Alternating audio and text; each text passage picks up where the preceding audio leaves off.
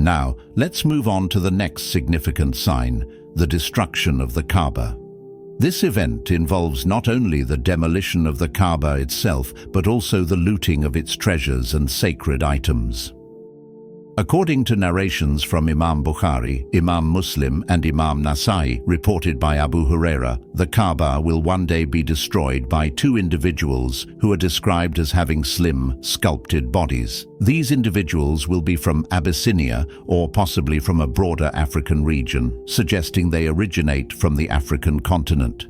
They are specifically described as having slender legs, likely indicating a certain physical appearance. First, let's go through the variations in the narrations. One version includes additional detail. They will also seize the hidden treasures from within it. These treasures had remained buried beneath the Kaabah. Someone once considered retrieving them, but it was not allowed, so they remained untouched. During this future event, the sacred covering of the Kaabah, the Kiswa, will also be stripped away. The Prophet Muhammad, peace be upon him, described this scene vividly, saying, "It is as though I can see it happening right before my eyes." He shared this vision as if it were unfolding in front of him. He described seeing a man with a bald front scalp and deformed or twisted hands, striking the Kaabah with a pickaxe. This moment appeared to the Prophet, peace be upon him, in such clarity that it felt like he was witnessing it in real time. Another narration mentions that these people will arrive by sea, likely referencing the body of water between North Africa and the Arabian Peninsula. This version specifically refers to Sudan, indicating that the attackers will likely be from that region or nearby. Eventually they will reach the Kaabah and bring about its destruction. The Prophet swore by the one in whose hand is his soul, saying it was as if he could see the individual, someone with extremely thin legs spaced far apart, again with crooked arms and a bald forehead, standing and striking the Kaabah with a tool, dismantling it piece by piece. Imam Hakim relates from that, "I heard him saying, 'Go and perform your Hajj before you are unable to perform Hajj. It is as though I am looking at an Abyssinian, an African person, an Abyssinian person, who is with that description that I mentioned earlier, and he's got in his hand this pickaxe, and he's taking the Kaabah down stone by stone.' So they'll take their time in doing it, and maybe it's because there's nobody there, because people have left it. So he doesn't have to argue with anybody, he doesn't have to confront anybody. He's taking it down, brick by brick, stone by stone." Then the narrator says that I asked him, "Is this something you're just saying through your own opinion? Is this something you just are saying by your own deliberation, or you heard this from the Prophet, peace be upon him?" He said, "No, by the one who has caused the seed to germinate and for a living creature to be created, I have heard this from your Prophet." That's why it mentions again, "Go and do as much tawaf as possible around the house before you are prevented from doing so." I mean, we're already being prevented from doing so by the exorbitant rates. Just an Umrah in Ramadan for a family costs about £8,000 to £10,000 for a family of 4 or 5.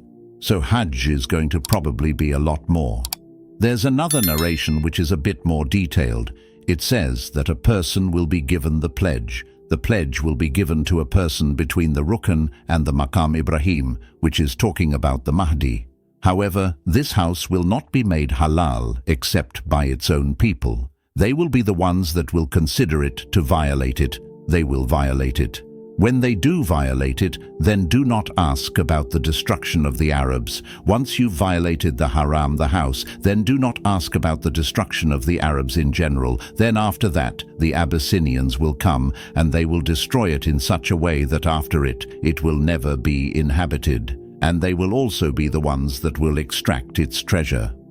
Now, there is a verse in the Quran which says, "Do they not see that we have made this into a protected and safe place, a place of safety and protection," which is speaking about the haram, that it's a place of safety. So how is it possible that this will happen if that's what Allah is saying in the Quran? Also, we've got, historically speaking, everybody knows, or should know, the story of the elephants, how Allah divinely helped them, and that's mentioned in the Quran. These elephants were rooted by that, and they were unable to destroy the Kaabah at that time. It wasn't even the Kaabah yet.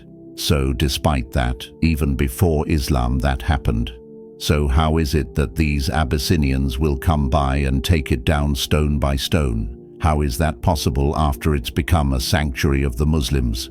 The answer to this is that, obviously, this is going to happen right towards the end of time, very close to the Day of Judgment, when there will be nobody left that would be saying, Allah, Allah.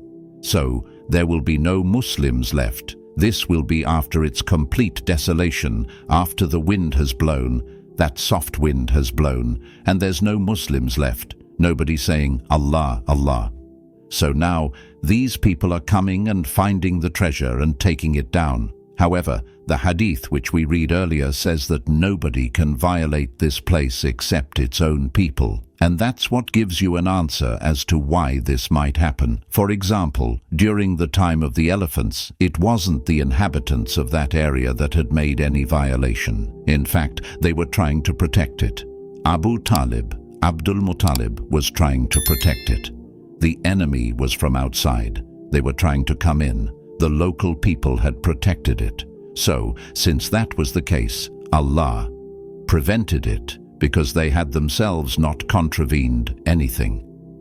Now these Abyssinians can only come and do this, and have only been given the ability to do this after its own people, meaning after the people in the Haram, have violated its sanctity more than once. And you know from the history that we've already read that that has happened twice, at least. In fact, it's happened 3 times. It happened during Abdullah ibn Zubayr's time. It happened before that initially, then it happened again after that when the Carmatians came and stole the stone for a number of years.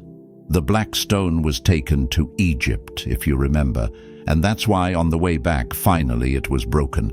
And now what you see in there is not the whole stone, but pieces of the stone.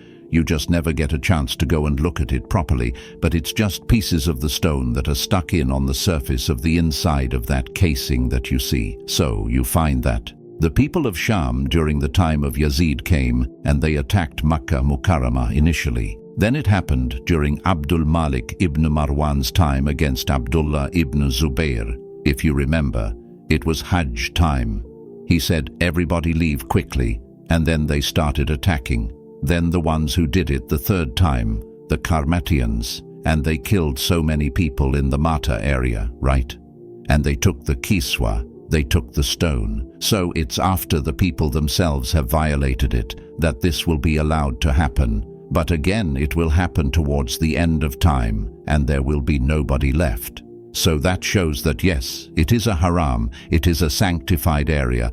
Allah has made it a place of peace.